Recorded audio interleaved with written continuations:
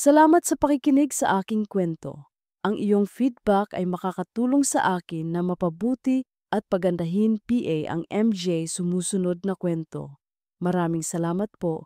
Umiikot ang kwento si Anton, 35, Senior Sales Executive na may asawa at anak. Nahulog sa charm ng bagong hire na si Mia. Pakinggan natin ang kwento ngayong araw.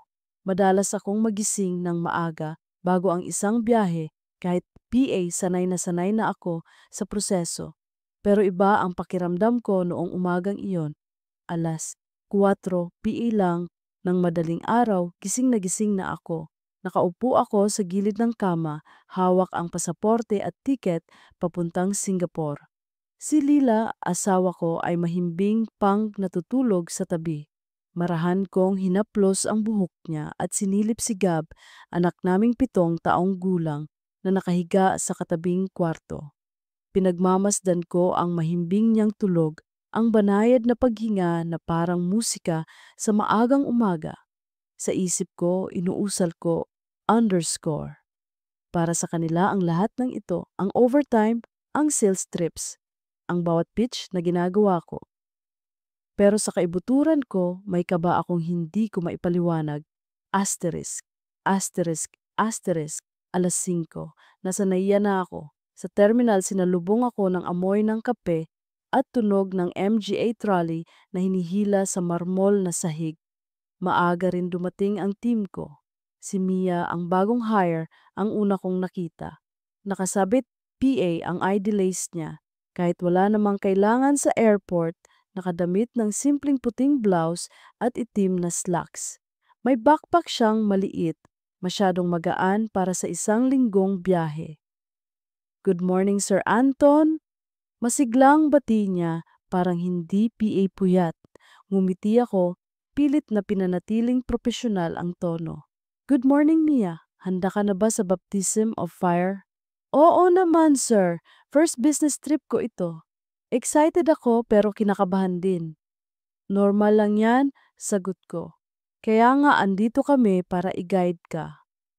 Habang nagsisimula kaming mag-check-in, ramdam ko ang masiglang enerhiya niya. Sa bawat biro, sa bawat tanong, parang may bagong hangin sa team. At sa kabila ng disiplina, kung matagal ko nang ipinagmamalaki, may kung anong alon na gumugulo sa dibdib ko. Asterisk, asterisk, asterisk. Pagdating namin sa Singapore, sinalubong kami ng init at halimuyak ng lungsod.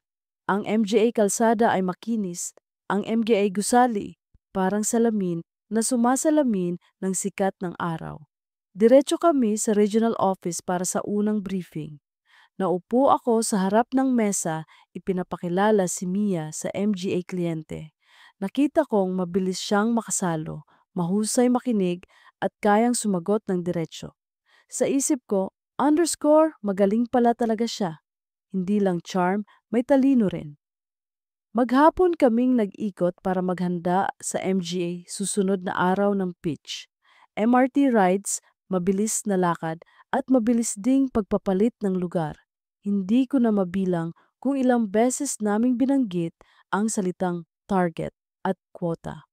Ngunit sa likod ng lahat ng iyon, napapansin ko ang simpleng bagay, ang paraan niyang ngumiti kapag nagkakatinginan tanginin kami, ang bahagyang pagtigil niya bago ibalik ang tingin sa notes. Asterisk, asterisk, asterisk. Pagsapit ng gabi, inimbitahan kami ng isang regional partner sa Clark K para sa welcome dinner. Ang ilog ay kumikislap sa lalim ng MJ ilaw at ang MJ restaurant ay puno ng tawanan. Nakaupo kami sa mesa, nag-toast para sa success ng trip. Habang tumatagal ang inuman, unti-unti ring nagiging personal ang MGA usapan.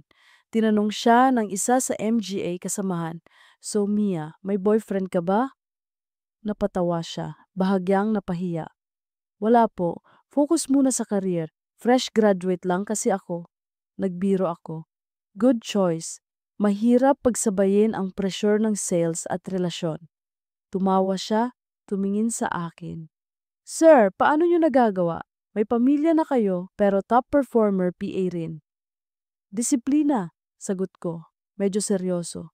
At syempre, may sakripisyo rin. Nagtagpo ang tingin namin ng ilang segundo.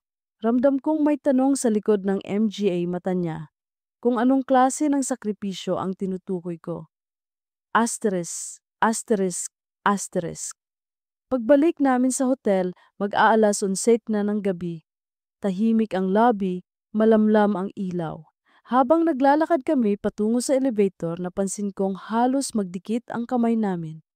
Hindi sinasadya, pero may kuryente.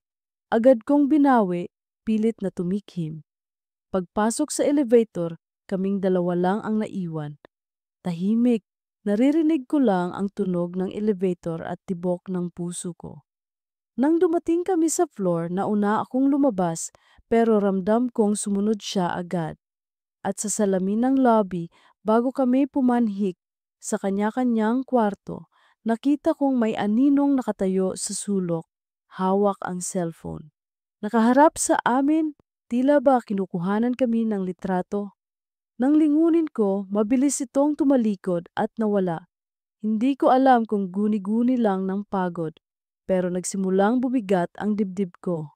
Sa gabing iyon, mahirap akong makatulog. Hindi lang dahil sa kuryenteng hindi ko maipaliwanag kay Mia, kundi dahil sa takot na baka may ibang nakakita. At doon ko unang naramdaman na ang business trip na ito ay hindi simpleng trabaho lang. Ito'y simula ng isang bagay na hindi ko kayang kontrolin. Magaang ang simulang ikalawang araw sa Singapore. Pero sa loob ko, mabigat ang lahat. Hindi ko rin matanggal sa isip ko ang aninong nakita ko kagabi sa lobby. Hindi ko alam kung totoong may kumuha nga ng litrato o dala lang ng pagod at halu-halong emosyon.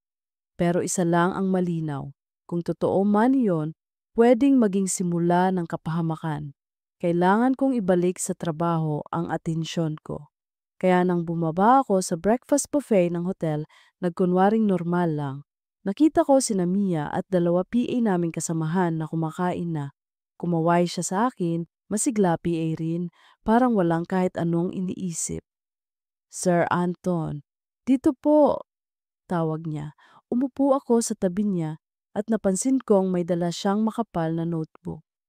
Naglista po ako ng MGA tanong tungkol sa kliyente natin mamaya, baka pwede niyo akong tulungan. Ngumiti ako kahit may kaba. Good initiative. Tingnan natin. Habang ipinapakita niya ang notes, hindi ko maiwasang mapansin ang lapit ng mukha niya, ang sigla sa boses at ang amoy ng kanyang pabango. Pinigil ko ang sarili kong tumingin ng matagal. Pinilit kong maging guro, hindi lalaki na naaakit. Asterisk, asterisk, asterisk. Matapos ang almusal, nagsimula na ang buong araw ng MGA meeting. Una naming pinuntahan ang regional office para sa oryentasyon kasama si Miss Tan, ang kliyenteng kailangan naming kumbinsihin. Diretso siyang magsalita, walang paligoy. We want to know if your package can truly outperform our current supplier. Ako ang nag-present habang si Mia ang nag-assist sa slides at demo. Sa bawat tanong, mabilis siyang sumalo, parang sanay na sanay kahit bago PA lang. Kitang-kita ko sa MGA mata ni Miss Tan ang pag-apruba. Pagkatapos ng meeting, nagpasalamat ako kay Mia. Good job, hindi ko inasahan na ganun ka-sharp sa first big presentation mo. Nakangiti siya, parang batang nakatanggap ng papuri. Salamat, sir. Nakakakaba po pero ang sarap din ng feeling. Habang naglalakad kami palabas ng gusali, biglang bumuhos ang ulan. Nagmadali kaming tumakbo papunta sa isang hawker center sa kanto para sumilong. Doon kami naupo, naghihintay na humina ang ulan. Tahimik kaming dalawa sa una, pinagmamasdan ang MGA taong nagmamadali, hanggang siya na mismo ang nagsalita. Sir, paano niyo nagagawa lahat? Trabaho, pamilya, at ngayon ako, kailangan niyo pang i-mentor. Napangiti ako, pero may halong bigat. Sa totoo lang, takot din akong magkamali, lalo na pag may umaasa sa akin. Lila at Gab, sila ang laging nasa isip ko. Pero minsan, May MGA pagkakataon na parang gusto mong huminga, lumayo kahit sandali. Tumingin siya sa akin, hindi kumurap. Parang may nais siyang itanong pero pinili niyang manahimik. At ako, pinili kong hindi ipagpatuloy ang sinasabi ko. Asterisk, asterisk, asterisk. Kinagabihan, nagkaroon kami ng dinner meeting kasama si Miss Tan at iba pang partners. Masaya, formal at puno ng toast. Nang matapos, imbes na dumiretso sa kwarto, nagyaya si Mia na dumaan sa hotel bar para uminom ng nightcap. Sandali lang po, sir, para ma-relax bago matulog, sabi niya. Doon kami naupo sa isang sulok, mahinang musika lang ang tumutugtog. Nag-order siya ng mojito, ako naman ng isang bote ng beer. Sir, panimula niya, aminin ko, kinakabahan PA rin ako. Baka bukas hindi ko kayanin kapag big client na ulit. Baka magkamali ako. Tumingin ako sa kanya, ramdam ang pag-aalala. Normal lang ang kaba. Pero Mia, nakita mo kanina, kaya mo. Huwag mong maliitin ang sarili mo. Nagtagpo ang tingin namin. Sa sandaling iyon, parang tumigil ang paligid. Ako, may asawa at anak. Siya, bagong hire, puno ng pangarap. Pero may koneksyong hindi ko maipaliwanag. Asterisk, asterisk, asterisk. Pagbalik namin sa floor ng hotel, biglang nag-brown out sa hallway. Ang ilaw nag-flicker at ilang segundo kaming naiwan sa madilim na koridor. Narinig ko ang marahang paghigop niya ng hininga at bago PA bumalik ang kuryente, naramdaman ko ang kamay niyang bahagyang humahanap ng hawak. Agad kong sinalubong iyon, hindi ko alam kung sinadya o likas lang na reflex. Pagbalik ng ilaw, agad naming binitiwan ang isa't isa. Pero huli na, naroon na si Leo, isa pang kasamahan mula sa ibang team, nakatayo malapit sa pintuan ng kwarto niya. Uy, nakangiti siyang pilit. Gabi na ah. Tumango ako. Oo, kakagaling lang namin sa bar. Nagkatinginan kami ni Mia, parehong nagkunwaring normal, pero ramdam ko ang titig ni Leo, parang nakita niya ang higit PA sa dapat. Asterisk, asterisk, asterisk. Pagpasok ko sa kwarto, naupo ako sa kama. Pawis ang palad kahit malamig ang aircon. Alam kong delikado na ang sitwasyon. Isang maling hakbang, isang maling tingin at pwedeng masira ang lahat. Pamilya ko, karir ko, pangalan ko. Ngunit sa isip ko, hindi ang takot ang nangingibabaw, kundi ang alaala ng kamay niyang humawak sa akin sa gitna ng dilim at kung gaano kalakas ang pintig ng puso ko sa saglit na iyon. At sa likod ng lahat ng iyon, isang tanong ang unti-unting bumabalot sa akin. Underscore. Ano ang nakita ni Leo at anong gagawin niya sa nakita niya? Maaga PA lang, bumalik na ang agos ng trabaho, third day ng business trip at maseryoso na ang tono ng MGA meeting. Kahapon, pinainit lang namin ang pitch. Ngayon, haharap na kami sa big clients na magdidikta kung sulit ba ang pagpunta namin sa Singapore. Pagbaba ko sa lobby, nakita ko na sina Mia at Leo na naghihintay. Magkatabi silang nakaupo, nag-uusap. Nang makita nila ako, sabay silang bumati, ngunit iba ang tingin ni Leo. Parang may laman, parang may alam. Hindi ko iyon pinansin. Pinilit kong maging normal.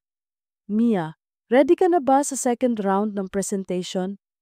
Tanong ko habang naglalakad kami papunta sa sasakyan. Opo, sir. Kagabi po nag-review ako ng slides.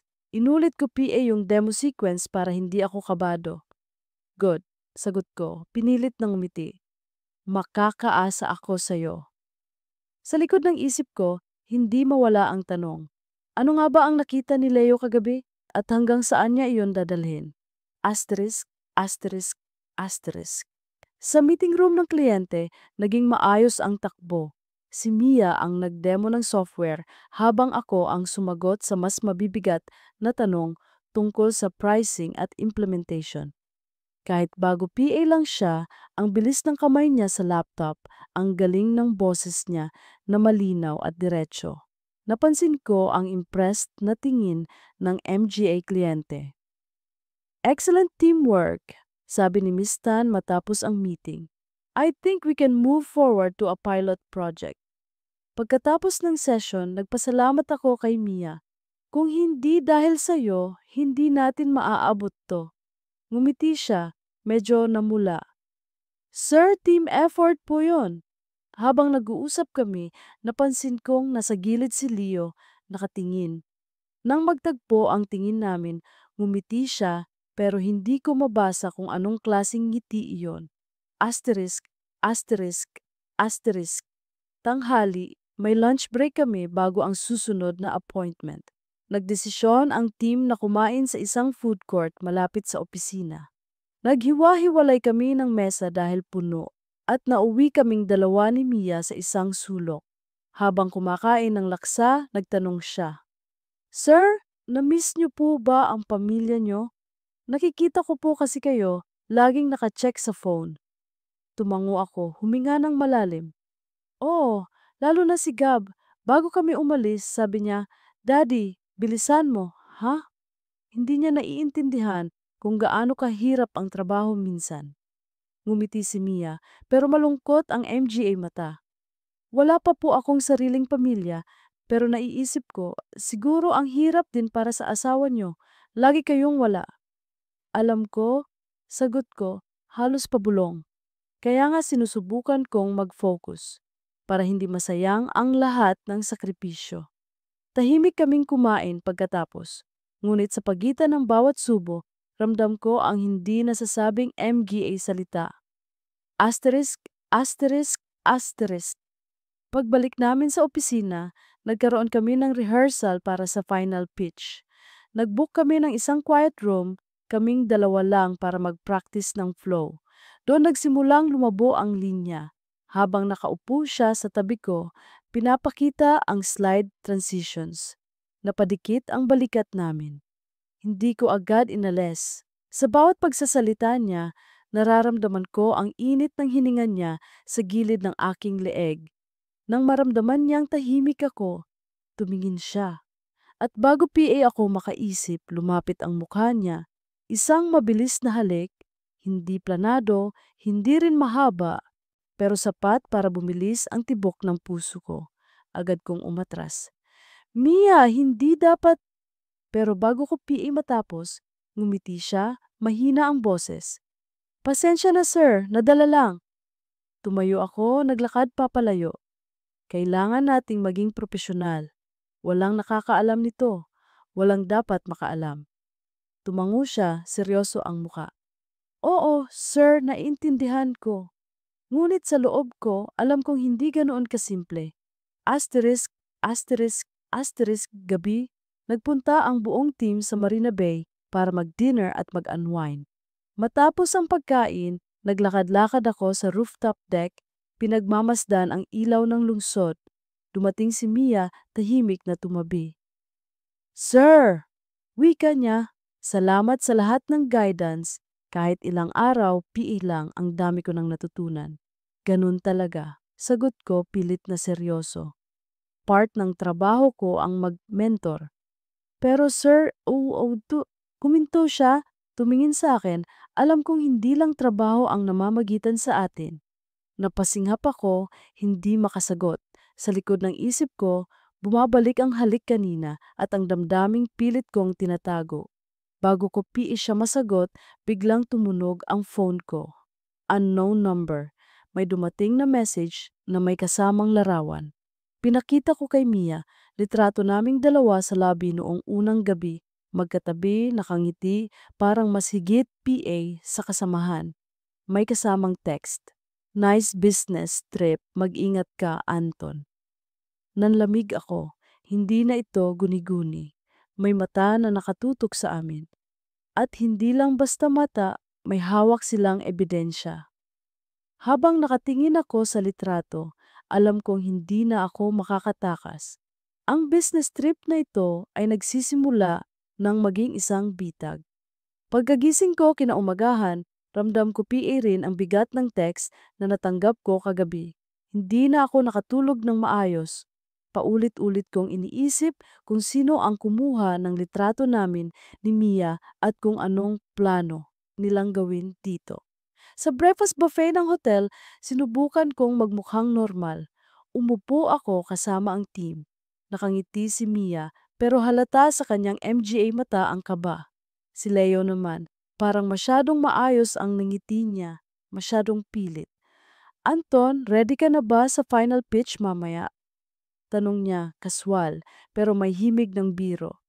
Oo naman, sagot ko, pinipilit ang normal na tono. Hindi pwedeng pumalpak. Napatango siya at sa saglit na iyon, parang nakatingin siya hindi sa akin bilang kasamahan, kundi bilang taong hawak niya ang sikreto. Asterisk, asterisk, asterisk hapon. Dumating na ang araw ng final pitch. Nasa isang malaking conference hall kami, puno ng MGA taong may hawak ng desisyon sa milyong-pisong kontrata. Habang nagpipresent, ramdam ko ang adrenaline at kaba. Si Mia ang nag-assist sa demo at gaya ng dati, flawless ang performance niya. Natapos ang pitch at binigyan kami ng standing ovation ng ilan sa MGA kliyente. Nararamdaman kong malaki ang tsansang makuha namin ang kontrata. Ngunit sa loob ko, hindi iyon ang iniisip ko. Ang nasa isip ko, underscore kung lumabas ang litrato, lahat ng ito mawawala. Asterisk, asterisk, asterisk. Pagbalik namin sa hotel, nagsimula na ang pagbabalot ng gamit. Kinabukasan, flight na pabalik ng Maynila. Sa hallway, nagkita kami ni Mia. Tahimik siya, parang gusto niyang magsalita pero pinipigil. Ano na ang gagawin natin, sir? Bulong niya. Wala, sagot ko mariin.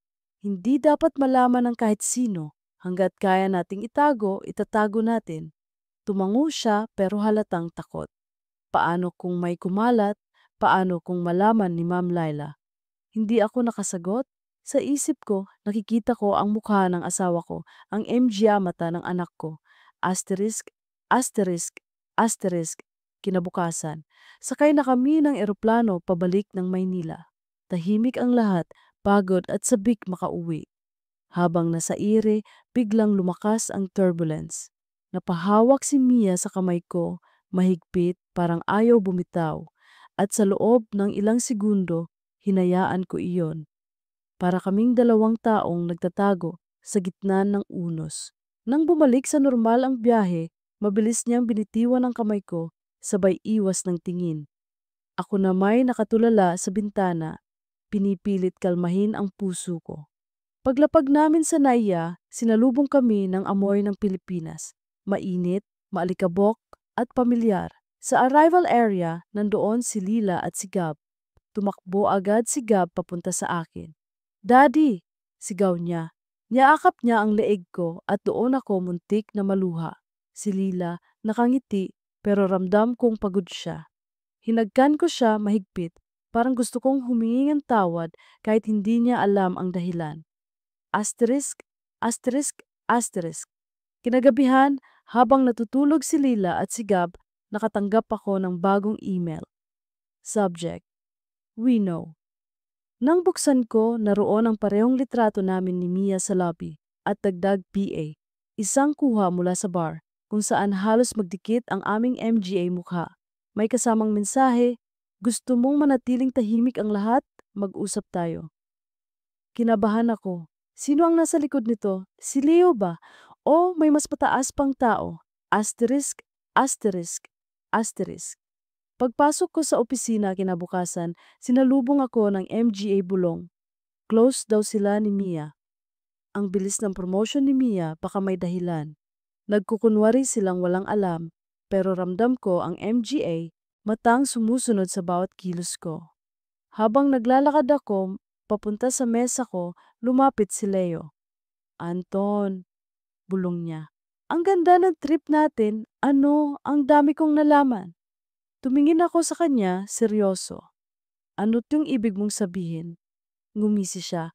Huwag kang mag-alala, kaibigan mo ako, basta, alam mo na, lahat may presyo. Naiwan akong nakatayo, nanlamig ang buong katawan. Asterisk, asterisk, asterisk, Pag-upo ko sa mesa ko, dumating ang isa pang email. Hindi na ito anonymous. Mula na kay Leo. Nakalagay, alam ko ang nangyari. Kung ayaw mong makarating sa pamilya mo at sa management, mag-usap tayo. At sa sandaling iyon, alam kong nagsimula na ang tunay na laban. Hindi na ito tungkol sa tukso. Hindi na ito tungkol kay Mia. Ito na ay tungkol sa pamilya ko, sa pangalan ko, at sa lahat ng pinaghirapan kong karera. Ang business trip na dapat sana'y tagumpay, ngayon ay naging bitag ng kasinungalingan at blackmail. At wala akong alam kung paano ako makakalabas. Simula PA lang ng linggo, ramdam ko na ang bigat ng MGA mata ng MGA kasamahan sa opisina. Kahit nakangiti sila, kahit simpleng, "Good morning, Sir Anton." Ang bati, may laman sa bawat tingin. Para bang alam nilang may nangyari, kahit hindi PA sila nakakaalam ng buong kwento. Si Mia naman, pilit na nakikipagsabayan sa normal na takbo ng trabaho. Nakaupo siya sa kabilang cubicle, nakayuko sa laptop, mabilis mag-type. Pero tuwing napapatingin ako, ramdam kong kabado rin siya. Parang sa bawat segundo, naghihintay kami ng pagsabog. Asterisk, asterisk, asterisk. Tanghali, lumapit sa akin si Leo. Umikot siya mula sa kabilang departamento, dala ang kape, nakangiti na parang walang masamang tinatago. "Ton," wika niya, "pwede ba tayong mag-usap? Sandali lang." Private. Wala akong nagawa kundi tumango. Naglakad kami papunta sa maliit na pantry na halos walang tao tuwing hapon. Doon siya sumandal sa mesa, humigop ng kape at diretsong tumingin sa akin. "Ang ganda ng trip natin sa Singapore, ano?" Panimulan niya, may himig ng panunukso. Ang dami kong nalaman. Napakuyom ako ng kamao. "Anong gusto mong sabihin?" Ngumisi siya. "Simple lang. Alam kong may nangyari sa inyo ni Mia. At kung ayaw mong makarating yan sa management o sa pamilya mo, baka pwede tayong magkasundo." Nanlamig ako. "Blackmail, Leo? Yan ba ang plano mo?" Umiling siya, kunwari inosente. "Hindi. Business deal lang. Binigyan ka ng kumpanya ng malaking account, malaki ang komisyon. Siguro naman kaya mong mag-share. Kung hindi, baka magkalat ako ng pictures, baka ipadala ko sa asawa mo." Halos mabasag ang dibdib ko sa kaba. Hindi ko alam kung paano ako sasagot. Asterisk, asterisk, asterisk. Kinagabihan, hindi ako mapakali. Nasa bahay ako, nakaupo sa sala habang si Lila at si Gab ay nanonood ng TV sa kwarto. Dumating ang isa pang email mula kay Leo. May attachment na litrato. Ako at si Mia sa koridor ng hotel, halos magkadikit ang balikat, halatang galing sa CCTV. May kasamang mensahe. "Last warning. Gusto kong may share sa susunod na komisyon. Kung hindi, makakarating ito kay Lila." Napatakip ako ng mukha. Hindi ko kayang isipin kung anong mangyayari kapag nalaman ng asawa ko. Asterisk, asterisk, asterisk. Kinabukasan, sinubukan kong umiwas kay Leo. Pero sa bawat pagkakataon, ramdam kong nandyan siya. Dumadaan sa tabi ko, ngumiti ng may kahulugan at biglang bumubulong ng, "So, nakapagdesisyon ka na ba?" Lumapit ako kay Mia sa hapon. Tinawag ko siya sa conference room malayo sa iba. "Mia," panimula ko, "may problema tayo." Si Leo, may hawak siyang MGA litrato at ginagamit niya para sa blackmail. Nanlaki ang MGA mata niya.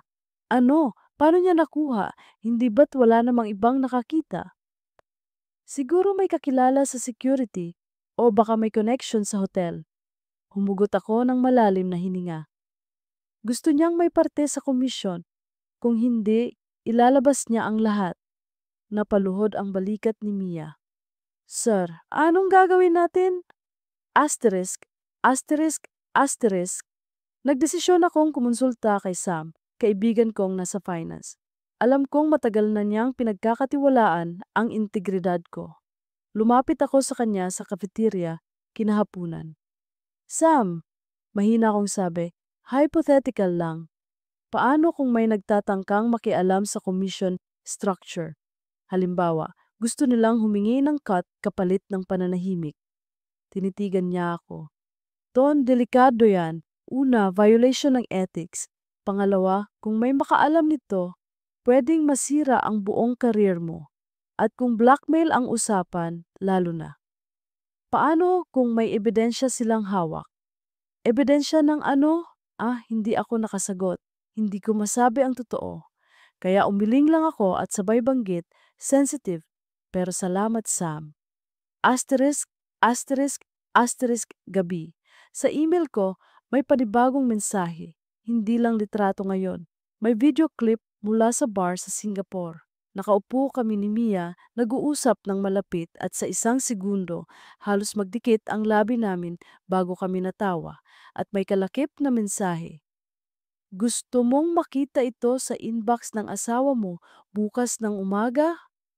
Parang gumuho ang mundo ko. Hindi na lang ito tungkol sa pera. Isa na itong banta na tuwirang sumisira sa pamilya ko. Asterisk, asterisk, asterisk. Dumating ang weekend pero hindi ako mapakali. Habang nasa bahay ako, naglalaro si Gab sa sahig at si Lila ay abala sa pagluluto. Lumingon siya sa akin. Ton, may problema ba sa trabaho? Parang ang bigat mo nitong MGA araw na ito. Pinilit kong nangumiti. Pagod lang, hon. Malaki kasi yung project. Tumango siya, pero halata ang pag-aalala. Kung alam lang niya ang totoo. Asterisk, asterisk, asterisk. Sa Lunes, muling lumapit si Leo. Sa basement parking, sinadya niyang sabayan ako. Ton, last chance. Big client tayo. Malaki ang komisyon. Alam kong hawak mo ang figures. Bigyan mo lang ako ng access, hati tayo. Kung hindi, lalabas lahat. Huminto ako, tinitigan siya. Leo, hindi ko gagawin yan. Ngumiti siya, malisyoso. Hindi mo kaya ang resulta kapag lumabas to. Umalis siyang parang panalo. Ako naman, naiwan sa dilim ng basement, pinagpapawisan kahit malamig. Asterisk, asterisk, asterisk. Kinagabihan, nagdesisyon akong magsimula ng plano. Hindi ako pwedeng manatiling tahimik habang hawak niya ang leeg ko. Kaya gumawa ako ng dummy proposal, isang pekeng pricing file. May watermark na hindi makikita ng basta-basta. Isang test kung saan lalabas ang impormasyon. Kung lumabas iyon sa labas ng opisina, alam kong si Leo ang may kagagawan. Habang sinisave ko ang file, nanginginig PA rin ang MGA kamay ko. Hindi ko alam kung tama ang ginagawa ko, pero isang bagay ang malinaw. Hindi ko hahayaang sirain niya ang pamilya ko. At sa loob ng dilim ng gabi, alam kong nagsimula na akong lumaban. Lunes ng umaga, maaga akong pumasok sa opisina, dala ang mabigat na balakid ng konsensya at kaba. Sa bag ko, naroon ang dummy proposal na ginawa ko kagabi. Isang pekeng pricing file na may watermark na ako lamang ang nakakaalam.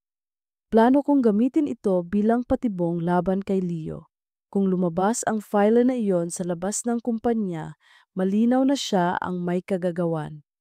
Pagdating ko sa desk, agad kong inayos ang laptop. Dahan-dahan kong ini-upload ang dummy file sa shared folder na sinadya kong gawing accessible kay Leo. Habang ginagawa ko iyon, nanginginig ang kamay ko. Para akong magnanakaw sa sarili kong teritoryo, umaasang mahuhuli ang tunay na masamang elemento. Asterisk, asterisk, asterisk. Bandang 10:00, dumaan si Mia sa cubicle ko. Tahimik siyang kumatok sa gilid ng mesa. Sir, okay ka lang? Ang itsura mo parang hindi ka nakatulog. Ngumiti ako, pilit. Pagod lang, huwag kang mag-alala. Umupo siya sandali at mahina ang tinig. Sir, hindi ko alam kung hanggang kailan ko kakayanin to. Natatakot ako. Paano kung malaman ng lahat? Tumingin ako sa kanya. Ramdam ko ang bigat ng pinapasan naming dalawa. Kaya natin to. Pero kailangan mong magtiwala sa akin. May ginagawa akong paraan. Tumango siya, pero bakas PA rin, sa MGA mata ang takot. Alam kong pareho kaming nakakulong sa bitag na hindi namin inakalang papasukin namin. Asterisk, asterisk, asterisk, paglipas ng tanghali, dumating ang unang senyales. Nakareceive ako ng notification mula sa system. May nag-download ng dummy proposal file mula sa shared folder. Hindi ko alam kung si Leo mismo ang gumawa, pero malakas ang kutob ko. Pagkatapos ng ilang oras, nakatanggap ako ng forwarded email mula sa isang kaibigan sa sales na may connection sa ibang kumpanya. Ton, may nakarating sa amin na pricing proposal galing daw sa team nyo, pero iba sa MGA figures na alam ko. Gusto ko lang ipaalam. Kinilabutan ako, gumagana ang plano. Ang dummy file ay nakarating nasa labas. At tanging si Leo lang ang may rason para ikalat iyon. Asterisk, asterisk, asterisk, hapon, nagpasya akong harapin siya.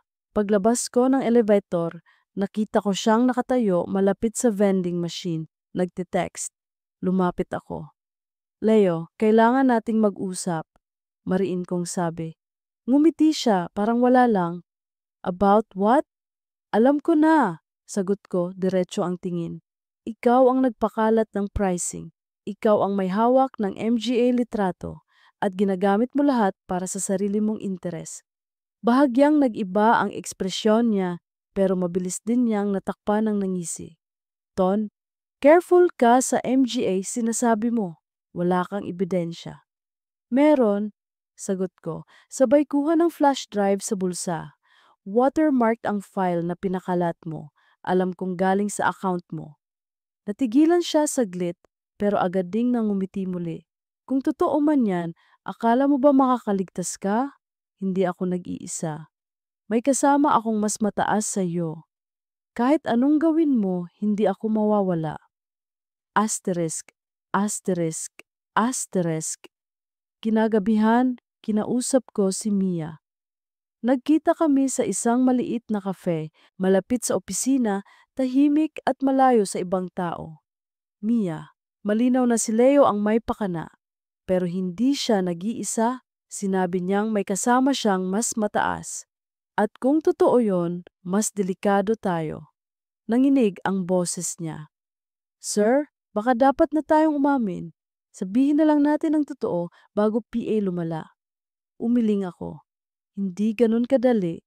Kapag umamin tayo ngayon, gigibain nila tayo. Wala tayong laban. Kailangan nating makahanap ng paraan para ipakita na sila ang nagsimula ng lahat. Tahimik siya sandali bago tumango. Sige sir, susuportahan kita. Asterisk, asterisk, asterisk. Pagbalik ko sa bahay, hindi ako mapakali. Nakita ko si Lila sa sala, nagbabasa ng libro, habang si Gab ay natutulog na. Lumapit ako, hinaplos ang balikat niya. Hon, pasensya ka na kung parang laging wala ako nitong MGA araw na to. Ang dami lang talagang nangyayari sa trabaho. Ngumiti siya, malumanay. Alam ko, basta't huwag mong pababayaan ang sarili mo at huwag mong kalilimutan na andito kami ni Gab. Ramdam ko ang bigat ng dibdib ko. Kung alam lang niya ang buong katotohanan, baka hindi na siya ngumiti ng ganon. Asterisk, asterisk, asterisk. Martes ng umaga, dumating ang huling piraso ng puzzle. Nakita ko sa system logs na hindi lang si Leo ang may access sa file. May isa pang account, asterisk, asterisk, K. Reyes at Company. com.asterisk, asterisk. Nanlaki ang mata ko. Si Karen, ang sales manager naming kilala sa pagiging istrikto at matalim. Kung siya ang kasama ni Leo, mas malaki ang sabuatan. Agad kong tinawagan si Mia. Mia, may bago akong nakita. Hindi lang si Leo. Si Karen, kasangkot din, siya ang tumulong para makapasok sa system. Anong gagawin natin? Tanong niya, nanginginig. Huminga ako ng malalim. Kailangan kong harapin sila. Hindi na pwedeng patagalin PA. Asterisk, asterisk, asterisk hapon. Sinalubong ako ni Leo sa basement parking. Nakangiti siya, hawak ang phone. Ton, kumusta ang gabi mo? Nakapagdesisyon ka na ba? Pero bago PA ako makasagot, may dumating pang isa, si Karen. Nakatayo siya sa likod ni Leo, seryoso ang mukha. Anong drama to, Anton? Malamig niyang sabi. Narinig kong pinagbibintangan mo kami. Tama ba? Sagot ko, mariin. Kayo ang nagpakalat ng dummy file. Kayo ang may hawak ng litrato. Umiling siya, ngunit may bakas ng ngisi. Careful, Anton. May pamilya ka, may anak. Gusto mo bang makarating sa kanila ang lahat ng ginawa mo sa Singapore? Nanlamig ang katawan ko. Totoo ang sinabi ni Leo, hindi siya nag-iisa. At ngayon, malinaw na malinaw, si Karen ang tunay na utak ng lahat. At sa basement parking na iyon, sa pagitan ng MGA aninong sumasalubong sa ilaw ng fluorescent lamp, alam kong mas malalim PA ang laban na kakaharapin ko. Mabigat ang pakiramdam ko habang nakatayo sa basement parking, kaharap sina Leo at Karen. Parang humigpit ang hangin, parang bawat hinga ay may kasamang pangamba. Sa loob ng maraming taon sa kumpanya, natuto akong makipaglaro sa presyur, pero ibang klasing laban ito. Hindi ito tungkol sa sales targets o quotas. Ito ay laban para sa pangalan ko, sa pamilya ko at sa lahat ng pinaghirapan ko. Naiintindihan mo ba, Anton? Malamig na sabi ni Karen habang nakasandal sa haligi at nakapulupot ang MGA braso sa dibdib. Hindi ka pwedeng basta-basta lang kumalas. Nakita namin lahat. Hawak namin ang ebidensya. Kung hindi ka makikipag-cooperate, siguradong masisira ka. Masisira ako? Halos mapatawa ako kahit nanginginig ang dibdib ko. O masisira tayo? Nagtama ang MGA mata namin. At sa titig ni Karen, nakita kong hindi siya basta nagbibiro. Sanay siya sa laro ng kapangyarihan. Si Leo naman, nakangising parang aso sa tabi niya, handang kumagat kapag iniutos. Asterisk, asterisk, asterisk. Kinagabihan, hindi ako mapakali. Nakaupo ako sa sala, hawak ang telepono, paulit-ulit na binabasa ang MGA email ni Leo. Sa kabilang kwarto, natutulog si Lila at si Gab. Ang MGA hilik ng anak ko ay parang maliit na paalala, may mawawala sa akin kapag nagkamali ako. Tinawagan ko si Mia. Mia, kailangan nating mag-ingat.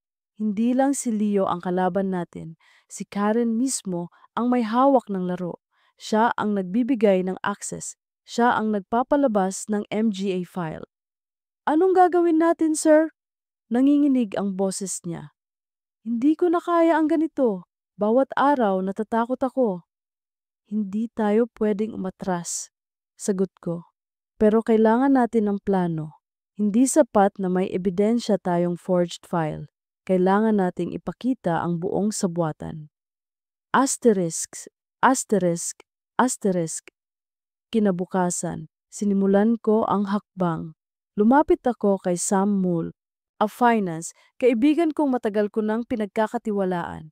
Nagkita kami sa isang maliit na cafe malapit sa opisina.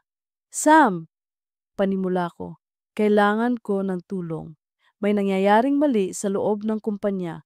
May pakikialam sa pricing at may nagbabalak na i-manipulate ang MGA kontrata. Nanlaki ang mata niya. Ton, delikado yan. Alam mo bang kapag nasangkot ka rito, kahit inosente ka, pwede ka PA ring masama? Tumango ako. Alam ko, pero mas delikado kung mananahimik ako. May watermark ako na nagpapatunay na pinalabas ang dummy file mula sa account ni Leo at may access si Karen. Pero kailangan ko ng isang taong makakapagpatunay na valid ang financial trail. Napaisip si Sam. Kung pricing at commissions ang usapan, kaya kong i-trace kung saan napupunta ang accounts. Pero kailangan ko ng oras. At higit sa lahat, kailangan nating siguraduhin na hindi tayo nadidiskubre. Salamat, Sam. Sagot ko, ramdam ang kaunting pag-asa. Asterisk, asterisk, asterisk hapon. Nakatanggap ako ng panibagong email galing kay Karen mismo. Anton, magdesisyon ka na. Bukas may client pitch ka. Sabihin mong mataas ang presyo para hindi pumasok ang kontrata o lalabas lahat ng video at larawan mo. Choice mo. Napahawak ako sa noo. Isa na itong ultimatum. Gusto nilang gamitin ang relasyon ko kay Mia bilang armas para ipitin ako at manipulahin ang kumpanya. Kung papayag ako, sisirain ko ang integridad ng trabaho ko. Kung lalaban ako, sisirain nila ang pamilya ko. Asterisk, asterisk, asterisk gabi. Kinausap ko si Mia. Nagkita kami sa isang parke, malayo sa opisina at bahay. Tahimik kaming naupo sa isang bench habang pinagmamasdan ang MGA ilaw ng lungsod. Sir, ano na? Hindi na ako mapakali. Araw-araw parang gusto ko na lang mag-resign. Pero natatakot ako na kahit mag-resign ako, hindi PA rin sila titigil. Tumingin ako sa kanya, ramdam ang pagod sa mukha niya. Mia, kailangan nating piliin kung alin ang mas mahalaga, ang katotohanan o ang katahimikan. Pero anuman ang piliin natin, may kapalit. Tumulo ang luha niya. Kung lumabas ito, masisira ang pamilya mo. Ayokong ako ang dahilan. Hinawakan ko ang kamay niya. Hindi ikaw ang dahilan. Ako ang pumili. At ngayon, ako rin ang pipili kung paano matatapos ito. Asterisk, asterisk, asterisk kinabukasan, dumating ang araw ng malaking pitch sa Makati. Sa opisina ng kliyente, punong-puno ng tensyon ang meeting room. Sa harap nakaupo si Karen, nakamasid. Sa gilid si Leo, tila sabik makita kung paano ako matatalo. Bago magsimula, nakatanggap ako ng mensahe sa phone. Mula kay Karen, "Huwag mong kalimutang itaas ang presyo kung hindi alam mo na." Huminga ako ng malalim. Tumingin ako sa MGA kliyente at nagsimula akong magpresenta. Dahan-dahan kong ipinaliwanag ang value ng produkto, ang competitive pricing at ang projected returns. Hindi ko binago ang presyo, itinuloy ko ang tamang figure. Habang sinasabi ko ang huling linya, nakita ko ang pagkislap ng galit sa mata ni Karen. Asterisk, asterisk, asterisk. Pagkatapos ng meeting, nagpasya ang kliyente. "We're impressed. We're closing this deal." Tumayo sila, nakipagkamay at nagpasalamat. Sa gilid, nakita kong namutla si Karen. Si Leo nag-iwas ng tingin. Alam kong nilabag ko ang kanilang utos at alam kong hindi sila titigil. Paglabas ko ng gusali, naramdaman kong dumating na ang bagyo. Nakatanggap ako ng tawag mula kay Lila. "Ton." Boses niyang puno ng kaba. "May natanggap akong email. May picture kayo ni Mia. Totoo ba to?" Parang binagsakan ako ng langit. Ang takot na matagal ko nang kinukubli, ngayon ay dumating na. Sa sidewalk ng Makati, habang dumadaan ang MGA sasakyan at nagmamadali ang MGA tao, hawak ko ang telepono at pinakinggan ang boses ng asawa ko. At alam kong ang lahat ay hindi na maiiwasan. Tumigil ako sa gitna ng sidewalk, hawak ang telepono, habang ang boses ni Lila ay pumipintig sa tenga ko. "Ton, sagutin mo ako. Totoo ba ito?" Ramdam ko ang panginginig ng tinig niya, halong galit at sakit. Para akong binuhusan ng malamig na tubig, hindi makagalaw, hindi makapagsalita. Huminga ako ng malalim. "Lila." Bulong ko, halos hindi ko marinig ang sarili ko sa ingay ng MGA busina sa Makati. May pagkakamali ako. Hindi ko alam kung paano ko sasabihin ng maayos, pero totoo ang nasa larawan. Tumahimik siya sa kabilang linya. Ilang segundo na parang oras ang lumipas bago siya muling nagsalita. "Umuwi ka mamaya. Kailangan nating mag-usap." Asterisk, asterisk, asterisk. Pagbalik ko sa opisina, halos walang kulay ang paligid. Nakita ko si Mia, nakaupo sa kubikel niya, nakayuko. Lumapit siya agad nang makita ako. "Sir, kumusta? May balita na?" Umiling ako, mabigat ang dibdib. Nalaman na ni Lila, may nakarating na litrato sa kanya. Naluha siya. "Patawad, sir. Kung hindi ako pumasok sa buhay niyo, hindi sana mangyayari to." Hinawakan ko ang balikat niya. "Mia, hindi ikaw ang may kasalanan. Ako ang pumili. Ako ang nagbigay daan." Bago PA siya makasagot, dumating si Karen, nakatayo sa pintuan ng department namin. Malamig ang tingin niya. "Anton, can we talk?" Conference room, now. Asterisk, asterisk, asterisk, pagpasok ko, naroon, na si Leo nakaupo na parang hindi siya makabasag pinggan. Si Karen, seryosong nakatayo sa harap, nakapamewang. Congratulations. Panimula niya, may halong panunuya. Nanalo ka sa deal kanina, pero sa tingin mo, mananalo ka sa amin. Alam kong kayo ang nasa likod ng blackmail. Sagot ko, mariin. May ebidensya ako. May watermark na nagpapatunay na galing sa account ni Leo ang fake file. At may system logs na nagpapakita ng access mo, Karen. Umiling si Karen, ngumisi. Kahit anong ebidensya hindi sapat kapag wala kang kakampi. Sino ang maniniwala sa'yo? Lahat ng tao rito alam ang larawan mo kay Mia. Alam nilang mali ka.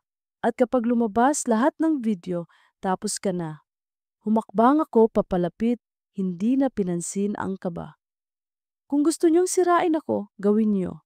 Pero hindi ako papayag na patuloy niyong gamitin ang kumpanya para sa sarili ninyong interes. Magre-report ako sa audit at sa HR. At kahit masira ako, isasama ko kayo. Asterisk, asterisk, asterisk. Kinagabihan, umuwi akong dala ang bigat ng buong mundo. Sa sala, nakaupo si Lila, hawak ang cellphone. Nakita ko ang litrato sa screen. Ako at si Mia, magkasama sa bar. Hindi ko na kayang magsinungaling. Lila, panimula ko, nanginginig ang tinig. Patawarin mo ako, nagkamali ako. Hindi ko alam kung paano nangyari, pero nangyari. Hindi ko sinasadya na masaktan ka, pero nasaktan kita. Tumingin siya sa akin, puno ng luha ang MGA mata. Anton, ilang taon na tayong mag-asawa. Akala ko alam na kita. Bakit mo ginawa to? Naupo ako sa tabi niya, halos lumuhod. Nadala ako sa tukso, nagpabaya ako, pero ikaw at si Gab ang buhay ko. Ayokong masira ang pamilya natin. Umiling siya, tinakpan ang mukha. Hindi ko alam kung kaya kitang patawarin. Hindi ko alam kung paano ko titingnan ang mukha mo ngayon. Tahimik kaming dalawa buong gabi. Sa kwarto, natulog siyang nakatalikod sa akin. Ako, nakadilat, hawak ang larawan ng anak ko sa phone. Asterisk, asterisk, asterisk. Sumunod na araw, tumawag si Sam mula finance. Ton, may nakita na akong trail. May pondo na lumalabas sa dummy accounts na nakalink kay Karen. Kung dadalhin natin to sa audit, may laban tayo.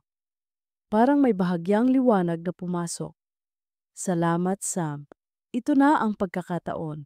Pagpasok ko sa opisina, dala ko ang lahat ng ebidensya, mga email, watermark file, financial trail. Dumiretso ako sa audit department at nagsumite ng formal report. Ilang oras lang, nagkagulo sa building. Tinawag sina Karen at Leo para sa investigasyon. Nakita ko silang dumaan sa hallway. Maputla, hindi makatingin sa kahit sino. Asterisk, asterisk, asterisk. Hapon, tinawag ako ng head ng audit. Anton, salamat sa pagsasabi. Malinaw na may anomalya sa pricing at sa paggamit ng MGA dummy accounts. Pero kailangan mong harapin ang personal issue mo. Ang relasyon mo kay Mia, hindi pwedeng ipagwalang bahala. Kailangan may disciplinary action. Tumango ako. Naiintindihan ko, tatanggapin ko ang kapalit. Asterisk, asterisk, asterisk. Sa MGA sumunod na linggo, nagbago ang lahat. Suspendido si Karen at si Leo habang iniimbestigahan. Ako, tinanggal sa posisyon bilang senior sales executive at inilipat sa back office role, walang client-facing duties. Si Mia, kusang nag-request ng transfer sa ibang team para makalayo. Tahimik ang MGA araw ko. Wala na ang ingay ng MGA meeting at presentation. Nasa likod na lang ako, nag-aayos ng reports, malayo sa spotlight. Sa bahay, malamig PA rin ang pagitan namin ni Lila. Hindi kami naghiwalay, pero ramdam ko ang pader sa pagitan namin. Si Gab lang ang dahilan kung bakit may nangiti, PA rin, sa MGA araw ko. Isang gabi, habang tinutulungan kong gawin ang homework niya, tinanong niya ako, Daddy, bakit parang laging malungkot si Mommy? Napahinto ako. Kasi minsan, anak, may MGA bagay na mahirap ayusin. Pero ginagawa ni Daddy ang lahat para bumawi. Asterisk, asterisk, asterisk. Paglipas ng ilang buwan, natanggap ko ang formal na resulta ng investigasyon. Natanggal si Karen at si Leo sa kumpanya dahil sa fraud at blackmail. Ako naman, binigyan ng second chance, mananatili pero walang posisyon sa pamunuan. Habang binabasa ko ang memo, magkahalong bigat at ginhawa ang naramdaman ko. Oo, bumagsak ako mula sa taas. Pero nakaligtas ako, lumapit si Lila sa akin habang nakaupo ako sa mesa. Ton, mahina niyang sabi, nakita kong nagsusumikap ka. Hindi ibig sabihin nito ay nakalimutan ko ang ginawa mo, pero gusto kong subukan. Para kay Gab, para sa atin. Naluha ako, hinawakan ko ang kamay niya mahigpit. Salamat Lila, hindi ko nasasayangin. Asterisk, asterisk, asterisk. Ngayon, tuwing naiisip ko ang business trip na iyon, para itong sugat na hindi kailanman mawawala. Isang paalala na ang tukso ay dumarating kapag hindi ka handa at ang isang maling hakbang ay pwedeng gumuho ang lahat ng pinaghirapan mo. Pero isa rin itong paalala na kahit gaano kalalim ang pagkakasadsad, may pagkakataon, piiring bumangon kung pipiliin mong harapin ang katotohanan kahit masakit. At sa bawat umagang, nakikita ko si Lila at si Gab. Alam kong iyon ang tunay na laban na dapat kong ipaglaban. Hindi ang MGA numero sa sales report, kundi ang pamilya kong muntik ko nang nawala.